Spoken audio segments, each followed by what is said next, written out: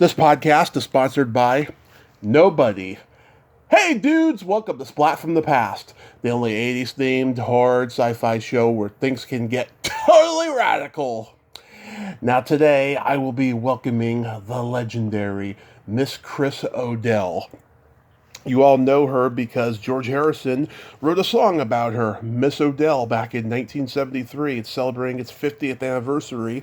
She was an employee of Apple Records during the tail end of the Beatles' era of existence.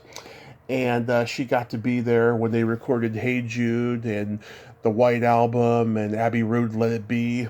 And she got to be the Rolling Stones touring manager. And she's had all these amazing Zelig-like moments of knowing rock legends, you know. Not just those guys, but Bob Dylan, Eric Clapton, Crosby, Stills and Nash, and so forth. And it's going to be a great conversation today. I can't wait. This has been a while coming. We've been trying to make this happen the last few months, and now it finally is. And I can't wait. She lived in LA in the late 60s, just before she moved to England and worked at Apple. And I want to find out if she's got to see any of that near the end and stuff. She has a book out. It's been out for a long time, as a matter of fact. And it's going to be a great conversation today. I am just so friggin' lucky. This is the next to last show for March Madness until we kick off spring for April. The book is called Miss O'Dell: My Hard Days and Long Nights with the Beatles, the Stones, Bob Dylan, Eric Clapton, and the Women They Loved. And it's available on Amazon, and I believe she has a website. So yeah, here is my interview with Miss Chris O'Dell. Hello. Hey Chris, welcome to the show. How are you today?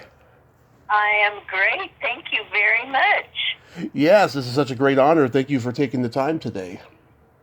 Thank you. I'm glad to be here. My pleasure, actually. Absolutely. So, going back in time, what age did you start gravitating toward rock and roll and just music in general? Oh, it was young. My dad, well, first of all, it was before rock and roll, probably. Yeah. My dad was very into country music, and we had music in the house all the time. Mm-hmm. And so I listened to that, and then he eventually bought me a Jerry Lee Lewis record, Great Balls of Fire, and I was probably like around 9 or 10.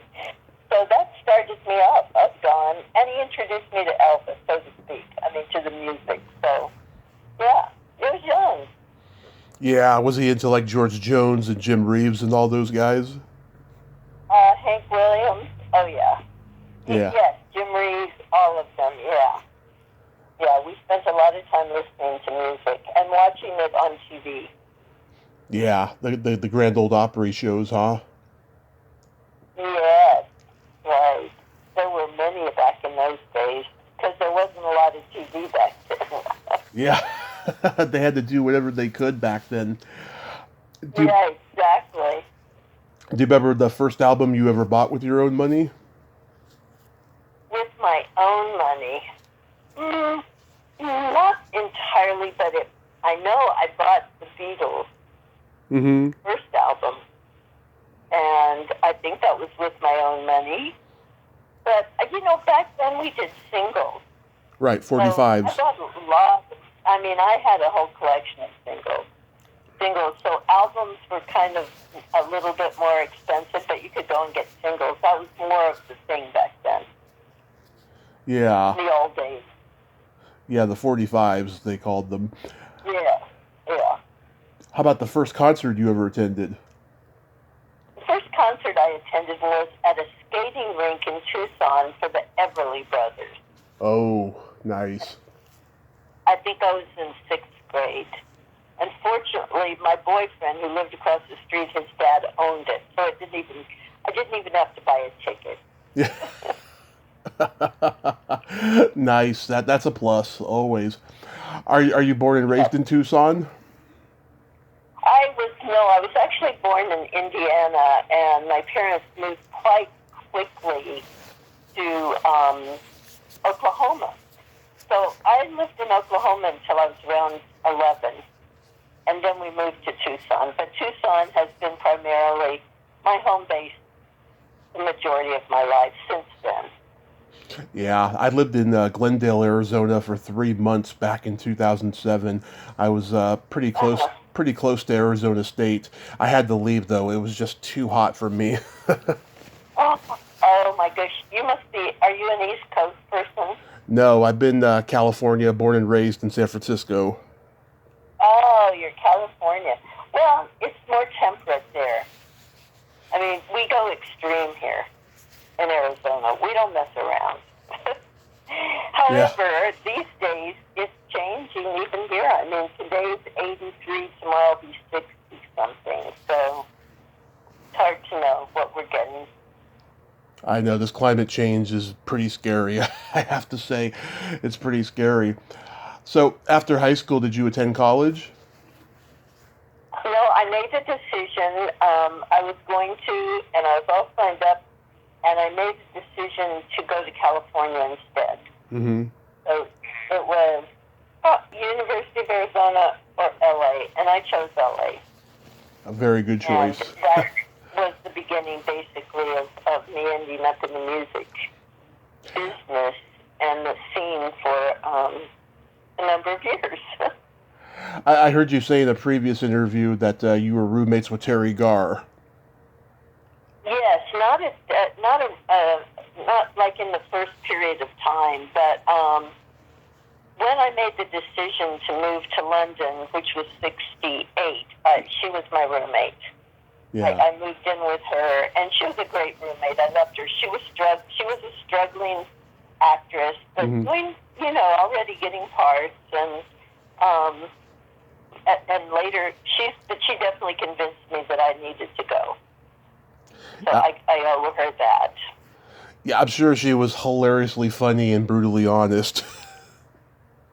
She was definitely brutally honest. I don't know that she was so funny at home all the time, but she introduced me to some very European things that I'd never seen before. She had traveled a bit more. I hadn't traveled at all except from Arizona to LA. But she had been to Europe already, and she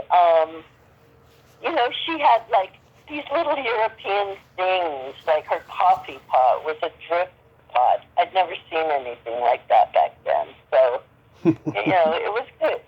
She opened up my eyes. Yeah, I mean, I see her on Letterman all the time, and she was just laugh out loud funny all the time. Yeah, she can be very funny. And we were in touch for many, many years. I have lost touch with her now, but I would love to be in touch again with her. Yeah, I mean, I'm always seeing, reports that, her health is not holding up because of her MS and stuff, though. But it seems like that she's a fighter. Yeah, and we're all getting a little bit older. Yeah. Just a little bit. Did you hang out at the Whiskey A Go Go in those days? Oh, for sure. Yeah, who'd you see there? Tom Petty, when he first sort of appeared. Gosh, I don't know who I saw there, but I went quite often. It was more about who I was going with than it was who I was going to see. Tom Petty's the one I remembered because at that time it was like one of his first shows, and I was affiliated with Shelter Records through my friendships and relationships, so that one stood out. Did you ever see Johnny Rivers there? Not to my memory. Yeah, that guy does not get the credit he deserves. He made the whiskey what it is today, and he did like 4 or 5 live albums from there, which is something that was unheard of in those days. What were the years of those? Do you remember? Like 64 to 66 or 67. Yeah, I came in '67, so that was a little before my time at the Whiskey. So you were there when the Doors were playing. I saw the Doors, yeah. I don't know if I saw them at the Whiskey, but I definitely saw the Doors. Yeah, that must have been electrifying to see those guys. Yeah, it was, actually. They were really good. I really loved the Doors back in those days. Yeah, there was nobody like them. Nobody like them. Did you see Alice Cooper when they were the Nazz? No. Okay, they played the Cheetah Club, and like within 2 songs they cleared the whole club out. Oh boy, they were good, huh? Yeah, and one of those songs that they recorded where they cleared the room out ended up on their first album. Oh, funny. That's a true No, story. I love music, but I was only in LA for a year or so before I went to London. So I didn't get into the LA. I mean, I was at the Strip a lot, but I didn't really get into what was going on there as much then because I was in London by '68. Yeah, so at the '68, you hopped a train to London. Is that what happened? Well, that would have been pretty difficult.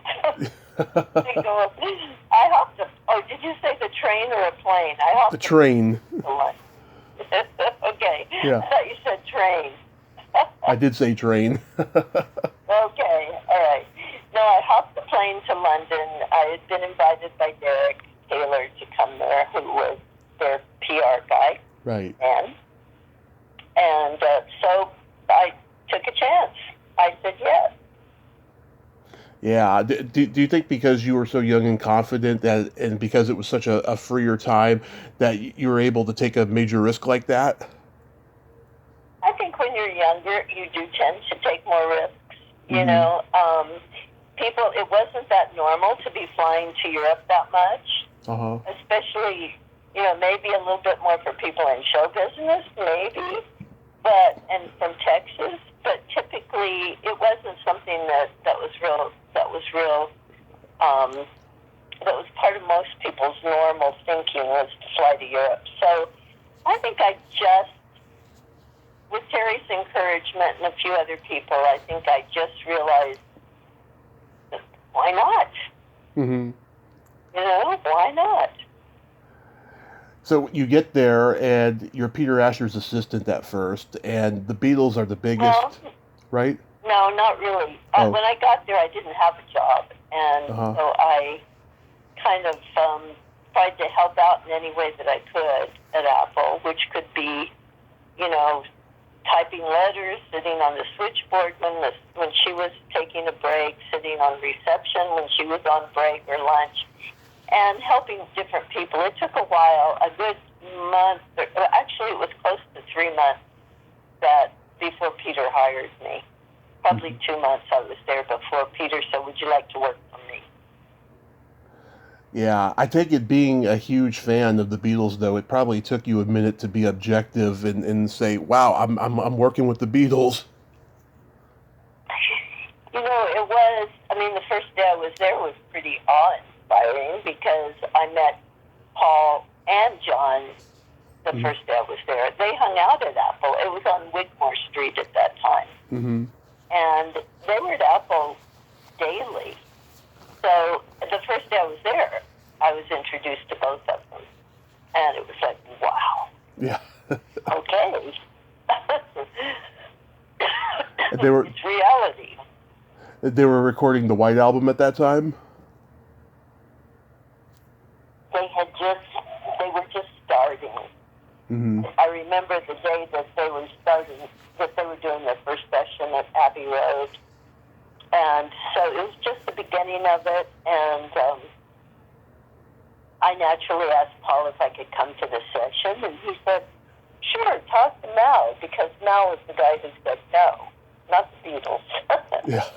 But in fact, I did go to Abbey Road, and Mal wasn't going to let me in, but fortunately, John's friend Pete Shotton was there, and he took me into the studio. So the first week I was there, I actually clapped on a Beatles album, on a Beatles track. I'm not sure which it was. Maybe number 9. Someone said, but. You sang on the Hey Jude chorus, right? I did. Yeah. What was that session like? Well, I was just hanging out at the studio, and they were getting ready to put the chorus on, and Paul was looking for every voice he could find. So I was up in the control room, and he came up and said, come on down. And at first it was a little unnerving because I don't see myself as a singer, never have, never did. I don't even know if I can carry a tune. Yeah. So I was a little unnerved by it, but there were a group of us, and we kept doing it over and over, and after a while it was just really fun. And Paul was leading us. Then it became, we got into it, let me put it that way. It became like a chant almost. Yeah. Hey Jude has always been my least favorite Beatles song, and not because it's overlong, but just the repetitiveness of la la la la. It gets a little grating after a while. But I will give it this though. It was very groundbreaking at the time. The radio conventions that they broke, to have a 7-minute song on the radio unedited and reaching number 1. That's a huge achievement. Yeah, right. Well, I still like hearing it. It makes me happy when I hear it. It's a happy song. Yeah, well, of course, because, you got to be a part of it and you just remember hearing it for the first time. Yeah. I Yeah. guess so, maybe. I just think it's a good song. I really like it. I mean, you can't hear me. At least I can't hear me, so it's not like, oh, look, there I am singing.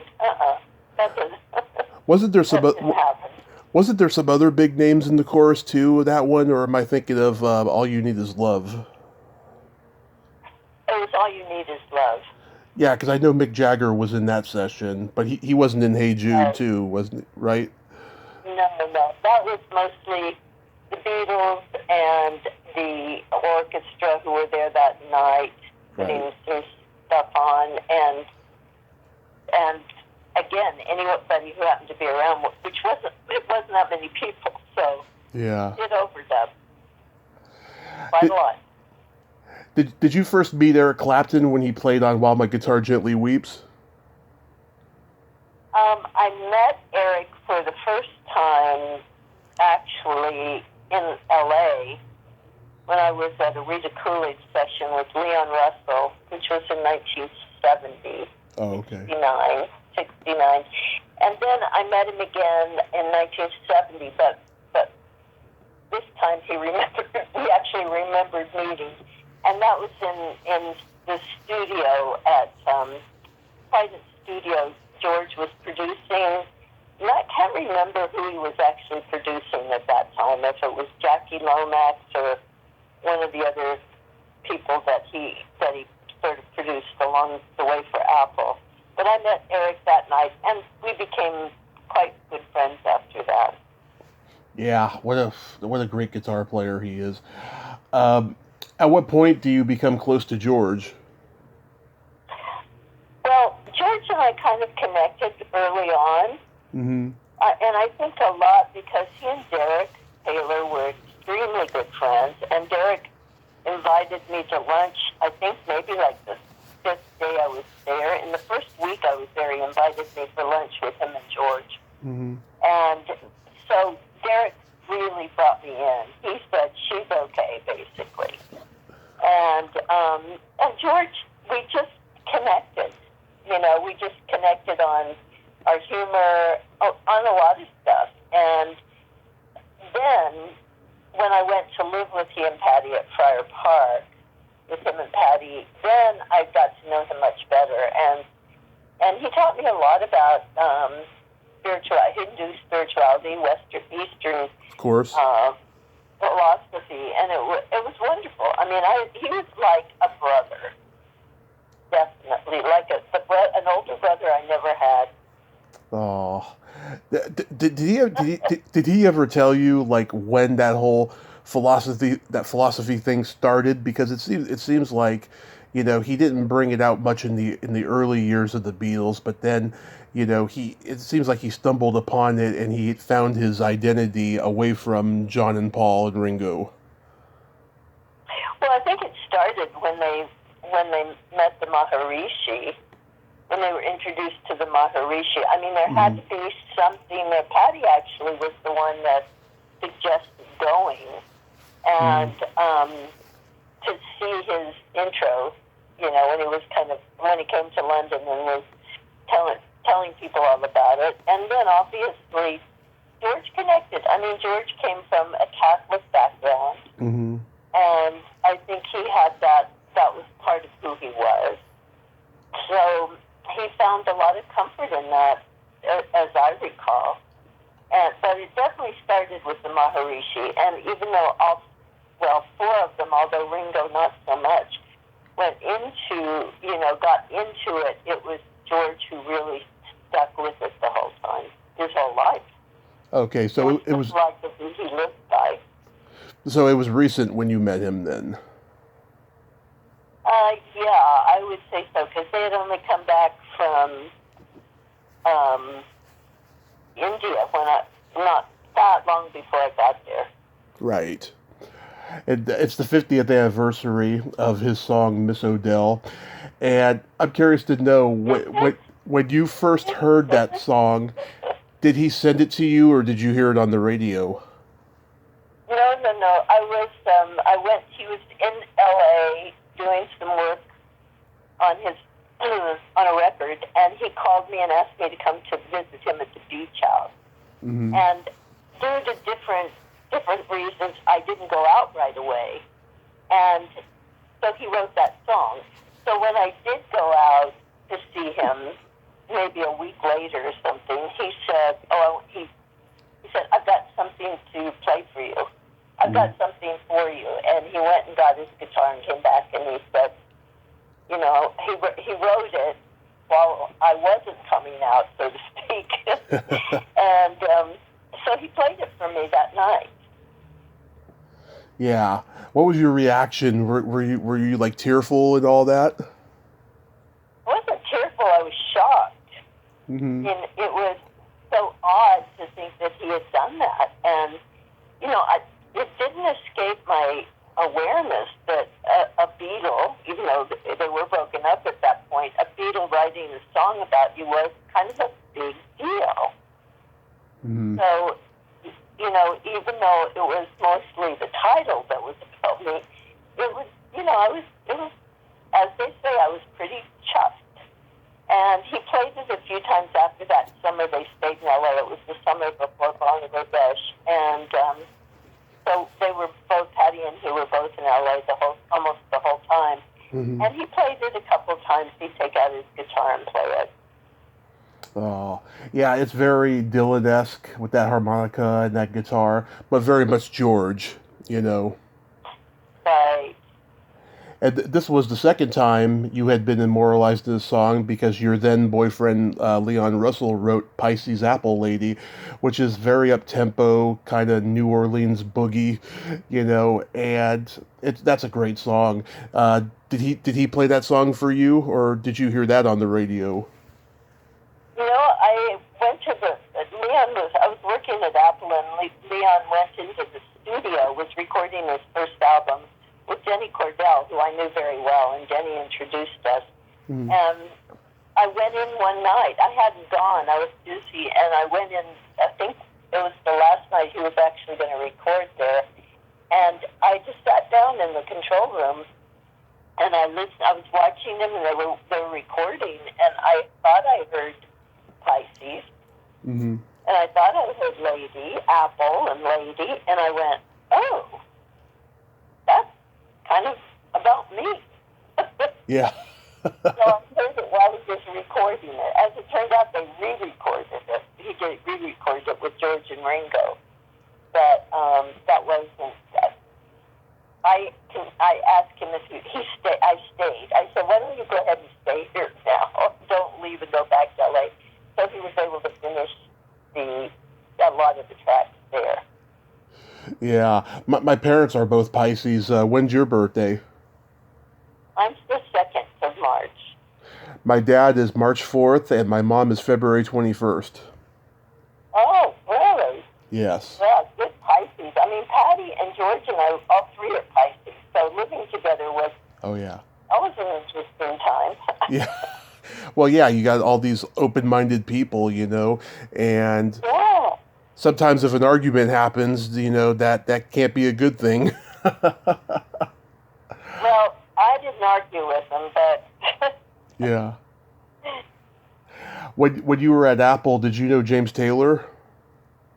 oh, absolutely. I met James the first week I was there. Derek asked me to, if I, after the opening of the Beatles men's boutique on Kings Road that night, Derek didn't want me to, he was going home, and he wanted to make sure I was okay, so he called up James, and James had just been signed to Apple. All he said is, "This is a guy who's just been signed to Apple," and and he called him and said, "Would you go and go take Chris out for dinner or do something?" And so James went, "Okay."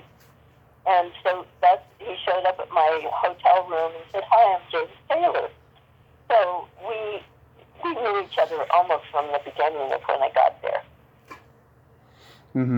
Yeah, it's funny how he did his first album at Apple, and then he went to Warner Brothers and became a huge star. It's just one of Right. those crazy kismic coincidences.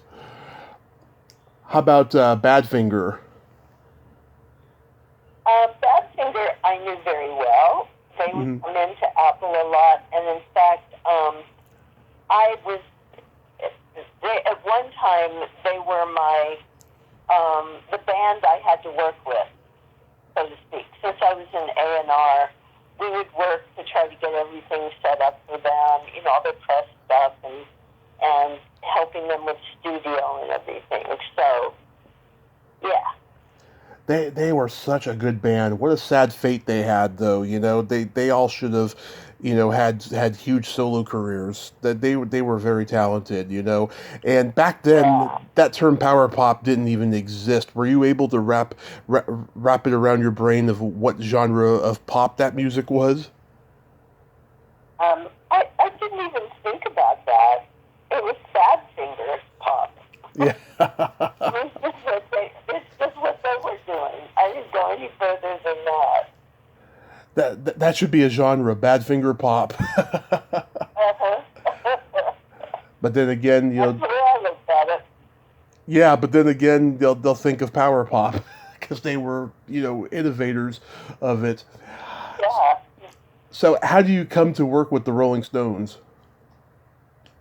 I had met Mick when I was still working at Apple, Hmm. and then I left Apple, went back to LA to work for Peter Asher, who had moved there by then with James.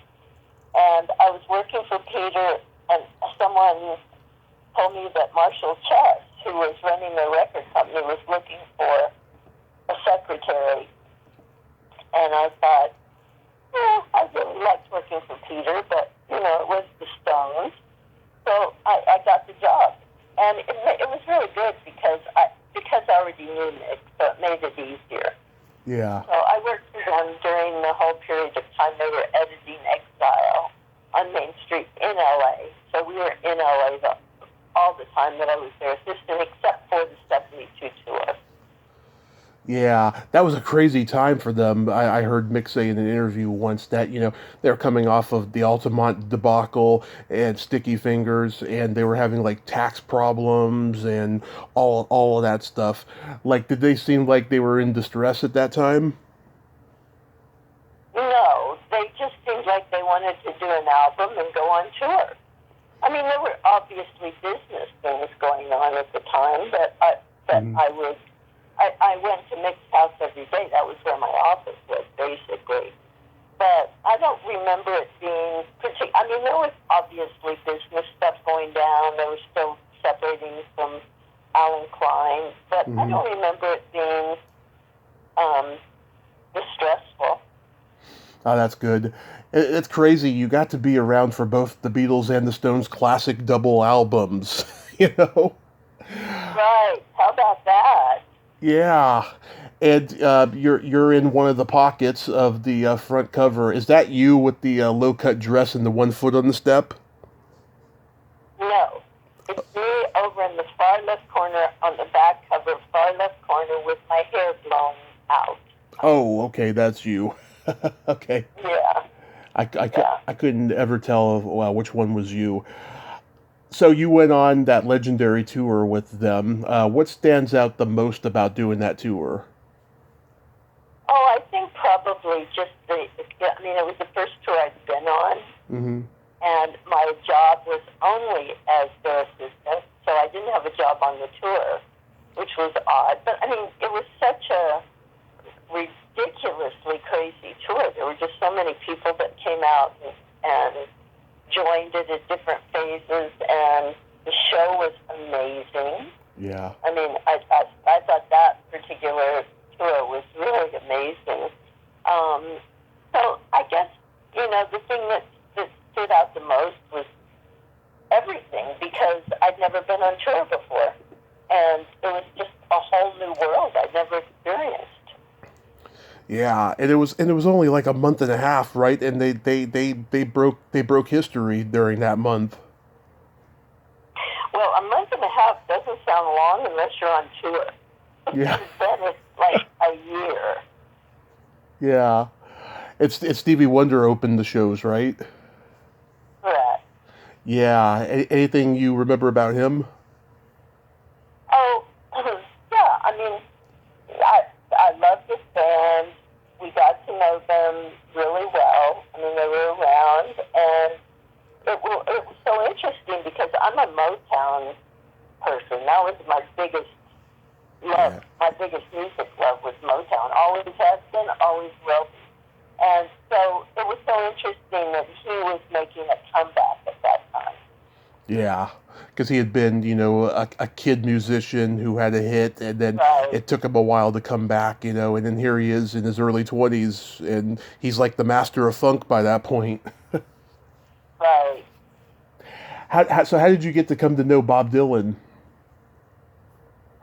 I met Bob through George, Yeah. as it turned out. Well, when Bob came to the Isle of Wight to do his first appearance in just a motorcycle accident, Right. I was going to go down there anyway with one of the guys that I worked with at Apple, and then George called and said Bob had forgotten his harmonicas. So Bill Oates and I went and got the harmonicas and took it, and they said, well, you might as well fly on the helicopter with the harmonicas. So we flew down and landed in the backyard of the farmhouse they were all staying at, Joe and the band. And they were rehearsing there. So that was actually the first time I met him, Mm-hmm. but it was, a very crazy busy time. But during Bangladesh, I met him he came back to Patty and George's suite after the afternoon concert. And that's when I met him. And then, I think that when I was hired to go on tour with him, it helped that I had met him already, and he knew I was friends with George. I think it made him feel a little more comfortable at that time. Yeah. Was he the kind of guy that's always got like a pen and paper in his hand because he's such a prolific songwriter? No, I wouldn't have described that as being the case. But, I saw him. I didn't sit in his room and watch him, so I don't know what he did in his suite. But, he wasn't, like, on the bus or... Actually, he rode in his own van. So what he did outside of the times I saw him, that may be true. But I felt like he was just experiencing the whole situation. Yeah, because I'll tell you, I did stand-up comedy for 10 years, and I was always constantly writing material, like every day in my daily life. I was always trying to find something to joke about. And, like, I don't know what a songwriter's process is, but a guy like him who's so prolific, I could just imagine he's always, like, constantly looking for a source, for a song, Well, I think, and and I think that comes from the experience in life as he did. You know, he kind of walks through situations as an observer in a lot of ways. So that would be my guess. But yeah, as to how he gets there. I talked to Ronnie Blakely, and she just loves Dylan. You know, she did the Rolling Thunder review with him, and you know that made her singing career. She's got such a wonderful voice, and she remembers that time fondly. You know, and of course he's been on that never-ending tour for 40 plus years now. Right, exactly. Yeah. Do you still go see him? No, I haven't. I don't go to concerts basically very often, unless rarely. I can't even think of what would get me out to a concert. But Yeah. no, I don't. I don't even know that he's been in this area, in the Tucson area. I really don't. Mm-hmm. Yeah, because I know because he plays in a lot of places, and I know that Pamela Des Barres goes to see him whenever he's in L.A. Yeah. Recently, we lost the great David Crosby. You spent some time with Crosby, Stills, and Nash. What can you say about him? Well, I met them when they were just forming a group, after they just kind of started working on their first album. Mm-hmm. And then I toured with them in '74 with Neil. Yeah. A reunion tour, which I love. Anyway, David, I love David. I mean, David obviously had a drug problem, and a lot of it was during that period of time I was around him. But he was a very sweet, kind man, and that's the side of him that I remember. Yeah, I mean he was very funny, very outspoken to a fault, I'd say. Very passionate about the causes he was involved in. Mm-hmm. Yeah. Did you ever hang out much in Laurel Canyon in those days? I lived in Laurel Canyon. Oh, okay. In a couple places. Yeah. So I lived there for a few, I don't know how long actually, but I had a couple places in Laurel Canyon. Did you go to Frank Zappa's house? Never went to Frank Zappa's house. No. I was at Carole King's house more than a couple of times, but I don't, there are two parts of Laurel Canyon. Yeah. And so, people lived in different parts of it. And I didn't live there during the time that the documentary that's been done I think it was a bit before I moved to LA, in just around 66, 67, or maybe I'm thinking about when I came back. Yeah. It was during the late 60s. I lived there after I came back from London. Yeah, it was such a magical time back then in LA. There was no internet. Everybody knew each other. It was a small community. The movie stars and the musicians hung out, and that's like gone now. It's incredible. Yeah. Oh, it's a very different. LA is totally different now. Yeah. I don't recognize it. I know it's becoming the Bay Area where I'm from. The Bay Areas in LA are starting to become the same place in many regards. Did you go up to San Francisco a lot in those days? Well, I did because I was working for Bill Graham. Mm-hmm. So whenever I would do a tour, I would go and organize up there from the Bay Area. Yeah, being that I'm born and raised there, I love hearing about the Haight-Ashbury and the Fillmore and all those places during that time. I've heard that Bill Graham could be quite a character. You got any good stories you could share about him? I love Bill. He was kind of rough around the edges, but he had a pretty rough childhood, having to escape Germany on his own as a kid. Oh, yeah. Into the U.S. And I will say that out of all the people I worked for, he was the one who stood up for me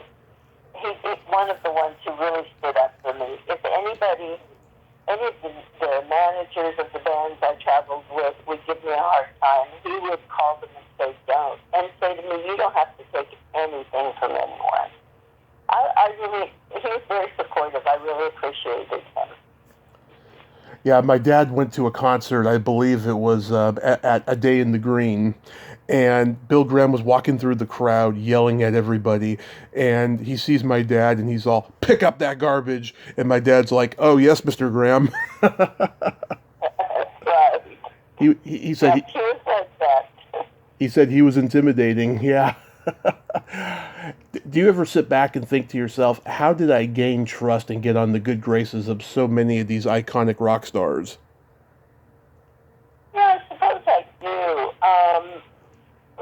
Just thinking back about it, and I think I just put it down to something about my personality. I'm just pretty easygoing, and I was extremely efficient Yeah. at what I did. So that didn't hurt. My personality was such, especially during touring. I was like one of the first women on the road. Yeah. With these large bands, particularly. I mean, we'd have well over 100 people. And so, I kind of just eased through it. Outside. Inside, it wasn't so easy to do it. It was a lot of work, and I was really tired. And we did a lot of drugs to keep going. So it wasn't always easy. It was difficult. But, I guess that it's just a personality type. Yeah, I mean, being a podcast host the last 6 years, I've been lucky to become close friends with a lot of people I grew up watching on TV. But I have found that musicians are a little bit harder to get to know and gain their trust. And I think, and let alone interview them, I think because they're seen a lot more than actors, they have probably more boundary issues than actors do. Well, I think the thing to remember is actors are often playing another part. And they're not playing themselves all the time. Where a musician just gets up, goes out, he is who he is, he comes off the stage. Right. And it's a very, I noticed I went on tour with John Denver, and he had a television crew. Wow. And I thought they were absolutely awful. And they were so needy, and they were like brats, the crew. They were like spoiled brats. And I went, give me musicians anytime. I don't like working with this. So I think a lot of it is just musicians typically don't hide behind a role. They are who they are. And typically, and not to say actors aren't, but they're terribly sensitive in most cases. Yeah. Wow, John Denver. I listened to his audio memoir book that he did a few years before he passed, and I was like, wow, God. I mean, to become that huge and then, crash within 5 years or so, I mean, that was pretty riveting. But he's a lovely man. He had the best memory of names of anyone I've ever met. Mm-hmm. He could remember your name if you see him for a second. I love that about him. He was a good man. Yeah. So, are you in contact with a lot of people from that time? Various people, a lot of people I worked with, the women I keep in touch with, just it's sort of hit and miss. I mean, I had a conversation the other day with John, I don't know if you know Jim Keltner, but his wife, and I've heard of him. And, so it's kind of like or Bobby Whitlock, we communicate every so often. Derek and the Dominoes? Yeah. Mm-hmm. And Patty Boyd is still a very good friend of mine, and we've maintained that friendship throughout. So there are some people that I worked with at Apple that I'm still in contact with. And I think as we're getting older, we're reconnecting. And Peter Asher, I do talk to him quite often. So yeah, and we're coming back together. It's almost kind of like, okay, now we all have that experience. Let's share it again. Yeah, did you stay in touch with George's sister who recently passed? I did not ever meet her. Wow. I met his two brothers and his dad. I knew very well, and his brothers, but I never met his sister. She wasn't in England during the time I was staying there, so I didn't have the pleasure of meeting her. So you teach yoga these days? Well, I'm not doing it. I am doing it occasionally. I am working. I just came back from London a month or two ago, where we're working on a documentary about a lot of the time that I spent in London, right, at Apple, and going into some of the other things, speaking with different people, and that hopefully by the end of this year there'll be a documentary that kind of goes along with my book, and it will be called Miss Odell, and will undoubtedly stream, and somewhere it'll stream. And that has taken some time. I was teaching yoga. I was also a therapist, a master's level therapist, until I kind of quit that about 8-10 years ago. Decided I didn't want to do that anymore. So now I'm sort of getting called back into the music thing more, and more interviews, the documentary, different things like that. There needs to be a documentary about yoga, because it seems like it's changed a lot of people's lives the last 30 years, you know? What, yoga? Yeah. Oh, yoga's wonderful. It's absolutely a wonderful way to just really center yourself. Yeah, and we've watched it. It came to this country with meditation, and it's definitely grabbed hold now. Not all yoga's good that's done here, but most of it is. So this documentary of Miss Odell, is this going to be like a companion piece to your book? More or less. It kind of just, we're just revisiting a lot of the places and some of the people, and just kind of reminiscing about some of those times, including not just with the Beatles, but with the other bands that I worked with. Less so, obviously. So, yeah, it is sort of a companion to that. I noticed last year you attended a few Beatles festivals. Were they fun? Actually, I had a ball. And the funny thing, I had done it right after my book came out in 2010, I think. I did a Beatles fest, 2 of them. And I did not enjoy myself at all. Wow. Don't ask me why. It was too long ago to remember. But boy, did I have fun these last times. I love the people who go. They're amazing. They're real Beatles fans. Yeah. There's a lot of merchandise, and and the people who come in and speak or entertain as Patty is doing this next week in Chicago, in New Jersey. Not Chicago. So yeah, I thought it was fun. Yeah, my friend Lori Jacobson wrote a book about the Beatles at Shea Stadium, and she was at a couple of those last year. Did you meet her?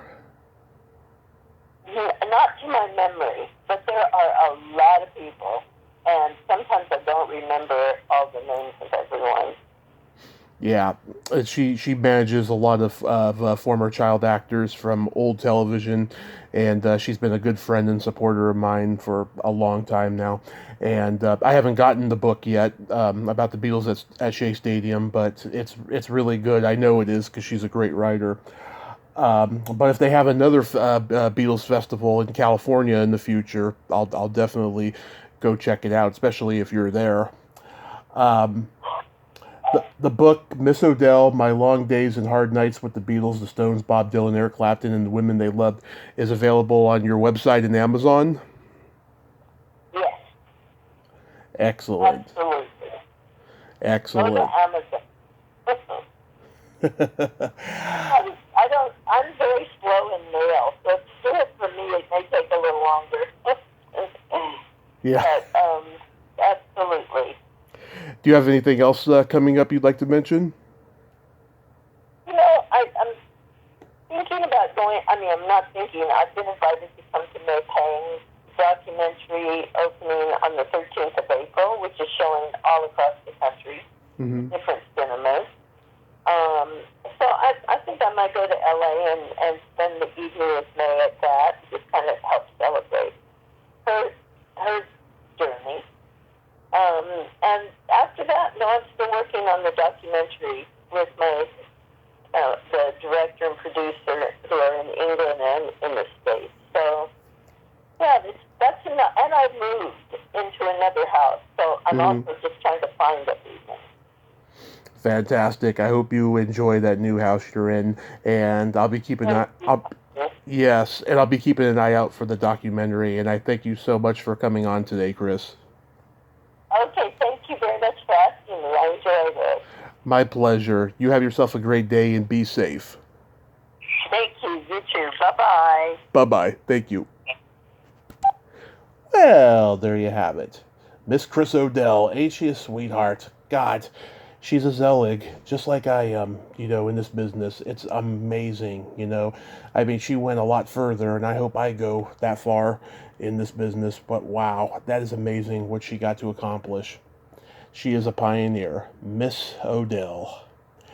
Well, until next time, this is Tommy Throwback Kovac saying there's no shame in living in the past, because the present sucks. Later, dudes.